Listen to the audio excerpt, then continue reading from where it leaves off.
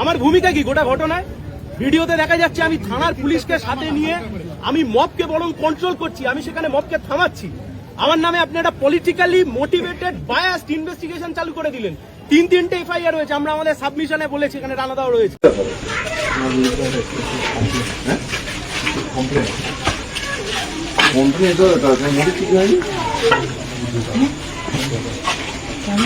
Ready আছে আমি প্রতিবার নোটিশ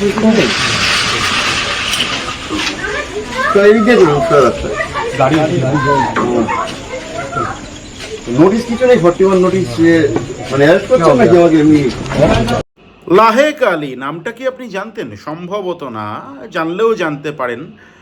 সিপিআইএম এর তরুণ ব্রিগেড বলতে কোট আনকোট যা বোঝানো হয়, আর তাতে মীনাক্ষী মুখোপাধ্যায়, কলতান দাশগুপ্ত, সৃজন ভট্টাচার্য, সায়ন ব্যানার্জি, পৃথাতা, দীপশিতা ধর, শতরূপ ঘোষ, এই নামগুলোই তো মূলত উঠে আসে। কিন্তু বিভিন্ন জেলায়, শহরে, মফস্বলে এরকম আরও অনেক যারা তরুণ তুর্কি আছেন সিপিআইএমের, যাদেরকে নিয়ে সিপিআইএম দল আগামী দিনে অবশ্যই তাদের রাজনৈতিক পরিকল্পনাকে এগিয়ে নিয়ে যেতে পারে। তাদের মধ্যে অন্যতম গুরুত্বপূর্ণ হলেন লাহেক আলী, যে নামটি আপনি সম্ভবত জানতেন না, জানলেও জানতে পারেন। বারুইপুর পশ্চিম কেন্দ্রের সিপিআইএমের গত দুবারের অর্থাৎ 2021 এবং 2026-এর প্রার্থী, ডিওয়াইএফআই নেতা। লাহেক আলীকে 8 দিনের পুলিশ হেফাজত দেওয়া হয়েছে। এ নিয়ে আমার নতুন করে বলার কিছু নেই। আমি কোনো কনসেন্ট ম্যানুফ্যাকচার করতে বসিনি, কনসেন্ট বিল্ডিং করতে বসিনি। আমি কয়েকটা ইনফরমেশন আপনাদের সামনে তুলে ধরবো, সেখান থেকে যে সিদ্ধান্তে উপনীত হওয়ার সেটা আপনারা নিজেরা অবশ্যই হবেন। কিছু দৃশ্য আমি আপনাদের সামনে তুলে ধরবো। প্রথম দৃশ্য সেই দৃশ্য যেখানে দেখা যাচ্ছে যে বারুইপুরের যে মর্মান্তিক ঘটনা ঘটে যায় বাচ্চা মেয়েটির সঙ্গে, তারপরে আর একটি যে মব লিঞ্চিংয়ের ঘটনা ঘটে, তার ঘটনা ঘটে যাওয়ার পরে লাহেক আলী কীভাবে পুলিশকে সঙ্গে নিয়ে, পুলিশ অফিসিয়ালদেরকে সঙ্গে নিয়ে মবকে শান্ত করার চেষ্টা করছেন। কোনো এআই ভিডিও নয়, কোনো ম্যানুফ্যাকচার্ড ভিডিও নয়, ফরেন্সিকে পাঠানো যেতে পারে। একদম রিয়েল টাইম ভিডিও লাহেক আলী কীভাবে মবকে শান্ত করার চেষ্টা করছেন। 1 নম্বর কথা, 27টি ধারায় মামলা দেওয়া হয়েছে, মামলা রুজু করা হয়েছে 27টি ধারায়। 14 দিনের পুলিশ হেফাজত চেয়েছিলেন। 23 জন সরকারি পক্ষের আইনজীবী ছিলেন, 20 জন আইনজীবী লাহেক আলীর পক্ষে সওয়াল করেছেন। বিকাশ রঞ্জন ভট্টাচার্যের সেখানে যারা জুনিয়র ছিলেন, সায়ন ব্যানার্জি ছিলেন, আরও অনেকে ছিলেন। সেই দৃশ্য আপনারা দেখবেন, সায়ন ব্যানার্জি কী বলছেন। এখন প্রশ্ন হচ্ছে যেটা যে লাহেক আলী তার সিপিআইএম দলের নেতা, তিনি সেখানে, এবং একটা কমিউনাল একটা অ্যাপ্রোচ, তো একটা অ্যাঙ্গেল কোট আনকোট কথা, সেটা আমি বলছি না, মুখ্যমন্ত্রী বলেছেন কমিউনাল অ্যাঙ্গেলের কথা, মাননীয় মুখ্যমন্ত্রী বলেছেন।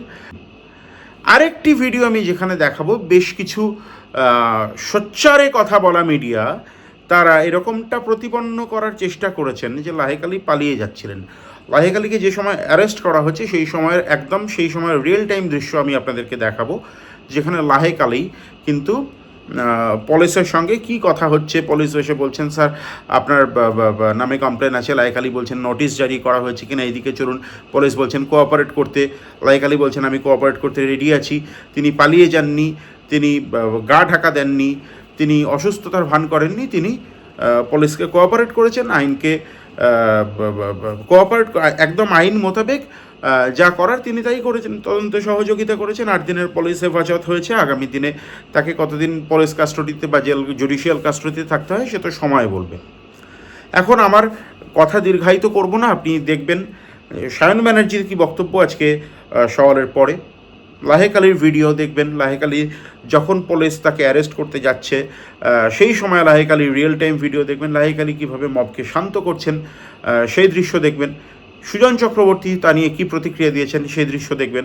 আমি সত্যিটা শুধু আপনাদের সামনে তুলে ধরতে পারি, সিদ্ধান্তে পৌঁছবেন আপনি। এবং আরও একটা কথা, কেউ কোনো কারণে কোনোভাবে কোনো ক্ষেত্রে কোনো প্ররোচনায় পা দিয়ে বা কোনো কিছুতে যেন আইনকে নিজের হাতে তুলে নেবেন না। এটা আমার বিনীত অনুরোধ আপনাদের কাছে। কোনোভাবে কেউ কোনো শর্তে আইনকে নিজের হাতে তুলে নেবেন না, কোনো প্ররোচনায় না। গোটা রাজ্যে এই মুহূর্তে সবথেকে যেটা বেশি প্রয়োজন সেটা হলো শান্তি এবং স্থিতাবস্থা। প্রত্যেকে ভালো থাকুন, শান্তিতে থাকুন, আইনকে নিজের হাতে তুলে নেবেন না, নির্ভয়ে থাকুন। আইন মানুষের জন্য। প্রত্যেকে শান্তি শৃঙ্খলা অবশ্যই বজায় রাখুন এবং মব লিঞ্চিং করা ভয়ঙ্কর অপরাধ এবং সেরকম পরিস্থিতি তৈরি হওয়া, কোনোভাবে আইন বহির্ভূতভাবে মানুষকে, যে কোনো মানুষকে, তিনি যদি অভিযুক্ত হন, তিনি যদি তদন্তের আওতাধীন হন, যে কোনো ক্ষেত্রে মানুষকে অপমান করা, সেটা ডিম ছুঁড়ে হোক অথবা পাথর, সেটাও একইভাবে অপরাধ। আমার বিশ্বাস আইন অবশ্যই সমদর্শী হবে। প্রত্যেকে ভালো থাকুন। যারা প্রথমবার এই চ্যানেলে আসেন সাবস্ক্রাইব করুন। কিছু দৃশ্য দেখাবো, দেখুন, সিদ্ধান্ত আপনার।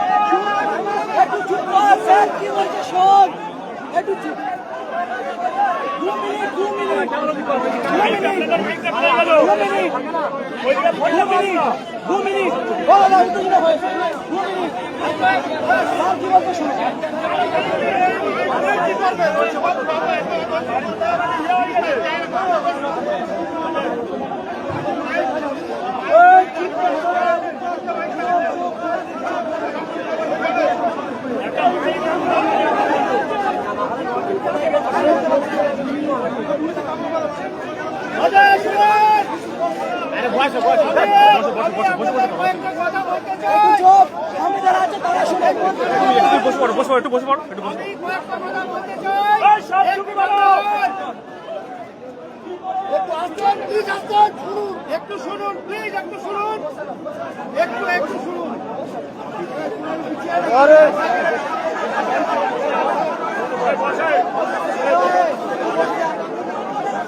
একটু শুনুন।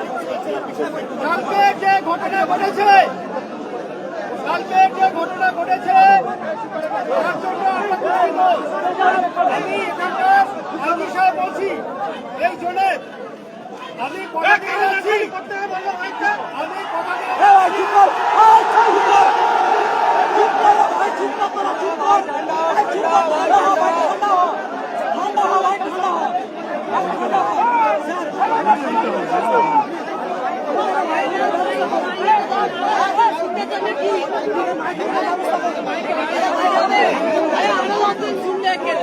গাড়ি মাইক আছে বলছো তো,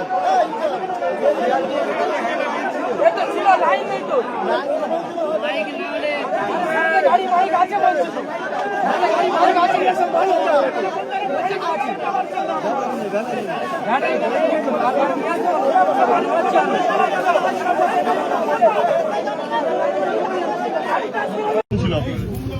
শুনুন, আজকে রানা গাঙ্গুলিও এখানে এসছেন। আমরা সবাই আমাদের বাড়ির এখানের অ্যাডভোকেট থেকে শুরু করে আমরা সবাই এখানে লাইকালির জন্য অ্যাপিয়ার করেছিলাম।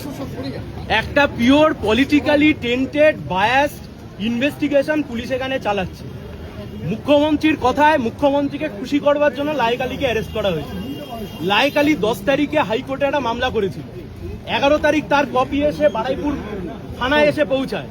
ঠিক 12 তারিখ কোনো একজন ব্যক্তিকে দিয়ে আরেকটা কমপ্লেন করিয়ে ঠিক সেদিনকে তাকে অ্যারেস্ট করানো হয়। তদন্তের নামে প্রহসন চলছে। ঠিক আগের জামানায় যা চলতো তার ভাবশিষ্য হিসেবে একই কাজ এখানে ওনারা করছেন। আমার ভূমিকা কি গোটা ঘটনায়? ভিডিওতে দেখা যাচ্ছে আমি থানার পুলিশকে সাথে নিয়ে আমি মবকে বরং কন্ট্রোল করছি, আমি সেখানে মবকে থামাচ্ছি। আমার নামে আপনি একটা পলিটিক্যালি মোটিভেটেড বায়াসড ইনভেস্টিগেশন চালু করে দিলেন। 3-3টে এফআইআর হয়েছে। আমরা আমাদের সাবমিশনে বলেছি, এখানে রানাদাও রয়েছেন, আমরা আমাদের সাবমিশনে বলেছি কতগুলো এফআইআর করবেন। আইনের ধজিয়া উড়িয়ে রেখে দিয়েছে। গোটা কোর্ট চত্বরকে একটা মব অ্যাটাক করবার জন্য সেখানে দাঁড় করিয়ে রেখেছে। কি ছুড়বেন? ডিম ছুড়বেন? অ্যাকিউজ নিরাপদ নয়, অ্যাকিউজদের কাউন্সিল নিরাপদ নয়। This is rule of law. 2 মাস হলো ক্ষমতায় এসছেন, রুল অফ ল বলে কিছু রেখেছেন আপনি? শুধুমাত্র এটা সিপিআইএম এর লিডার, সে সেখানে ভোটে দাঁড়িয়েছিল। আপনি উদ্দেশ্য প্রণোদিতভাবে আপনার মনে হয়েছে আপনি বিভিন্ন রকম ভাবে চাপ সৃষ্টি করে একটা নতুন করে পুলিশ কমপ্লেন করে তাকে আপনি অ্যারেস্ট করালেন। কখন? আপনি জানেন যে সময়তে হাইকোর্টে মামলাটা উঠলে সে একটা প্রোটেকশন পেয়ে যেতে পারে। আমরা আমাদের সাবমিশন করেছি, উনি রিজার্ভ রেখেছেন, কিন্তু এটা সম্পূর্ণভাবে রাজনৈতিক উদ্দেশ্য প্রণোদিত একটি মামলা, যে মামলা করে সিপিআইএম নেতা লাইক আলীকে গ্রেপ্তার করা হয়েছে। আমি একটু বলছি, আমি একটু অবশ্যই সেটাই বলছি, সেটা পলিটিক্যালি মস্তিষ্ক প্রসূত মুখ্যমন্ত্রী বলছেন ধর্ষণের ঘটনাকে সুপারসিড করবার জন্য গোটা বিষয়টাকে কমিউনাল অ্যাঙ্গেল দিয়ে হিন্দু মুসলিম করার চেষ্টা করছেন। আমার ভূমিকাটা কি? আমি পুলিশকে সাথে নিয়ে গিয়ে মবকে কন্ট্রোল করেছি, এটা আমার দোষ? আমি প্রতিবাদী কণ্ঠ হিসেবে গিয়ে ভিকটিমের ফ্যামিলির পাশে দাঁড়িয়েছি, এটা আমার দোষ? আজকে এমন একটা সিচুয়েশন তৈরি করে দেওয়া হলো, ধর্ষণের ঘটনাকে সুপারসিড করে এই ঘটনাকে সামনে নিয়ে চলে আসল। লাইক আলী কি টেররিস্ট নাকি? আপনি যা পুলিশের আয়োজন করেছেন, যা পুলিশের বন্দোবস্ত করেছেন, এই কাজ যদি ঠিকমতো করে করতেন তাহলে বাচ্চা মেয়েটা রেপড হয়ে খুন হতো না, তার পরবর্তী ঘটনাগুলো ঘটতো না।